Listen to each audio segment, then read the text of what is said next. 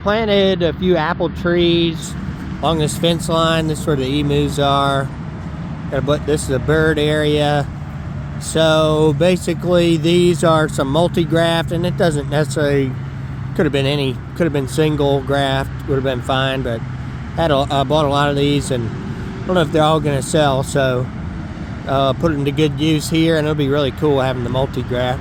And we got our billboard in the background, looking good. It's kind of muggy, nasty day today, but basically the goal here is to kind of run these trees along the fence line. Now this one's got a good bit more room. I could have it come out some, but especially when we get back to the ones back there, they need to be kind of more espalier style, running side to side, and it could stick into the fence as well. But so these are first year trees. There's one right there, 2, 3, 4, 5. Then we got a big apple orchard back there. The first year we're not going for any production, and we are just going for shape here. So if this was an older tree, these could be your fruiting spurs. You know, you would want to save those, but we don't even really want to get any fruit this year. We want it to focus on growth, and I'll show you how we're going to prune these. So we're going to be pretty drastic here. I like this branch. I like this branch. That one kind of coming back, but I don't like this one. So I'm going to prune right here. Probably going to prune about here, prune here, and prune here. So when you're selecting your pruning points, you want to look at the node. So if you prune right here, it's going to really focus that growth on this node right here. So you can shape the tree. You wouldn't want to prune, you don't want to prune where it's going to grow towards the center. So you wouldn't want to prune right above like that one. And then you want to go maybe 3/8 or so above that, so it'll focus in on. If it's a really big branch, you want to make sure you definitely cut it at an angle. The really smaller ones, the angle is not really a very big deal. We do get a lot of moisture and rain here, so we'll try to cut them at somewhat of an angle. But so these are really cool. These are Golden Dorset, Anna, Gordon, and Fuji, which all should be really good low chill varieties for us. So I'll get this cut. Let's see. All right, so right here we're gonna go right there. Bam, cut. Right here, this one's gonna be a little bit tougher to cut. Oh, it went through pretty good. So I like that. See, I like how this one is facing out. So we're gonna go here, bam. And right here. So then, are we gonna do anything else? Let's see. Probably leave these alone. You know, coming in the future, it might be kind of heavy to this side. We have to prune this harder next year on this side, try to balance it out. We are prone to hurricanes here. So I'm gonna take a little bit just off of this branch right here because it's kind of long. So I'm gonna come here. Now the reason why we're doing this right now, this is late January. These came from California.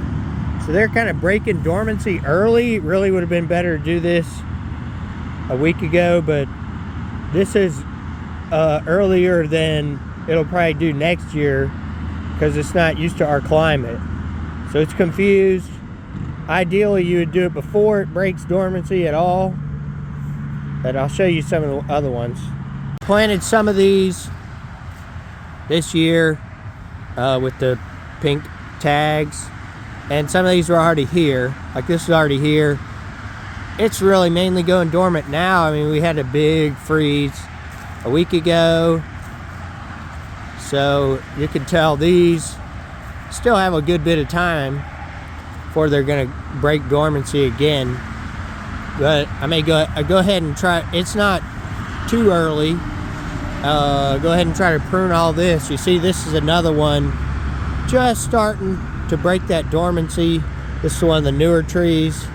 Now, one like this one, I don't like the shape. It's going up too high.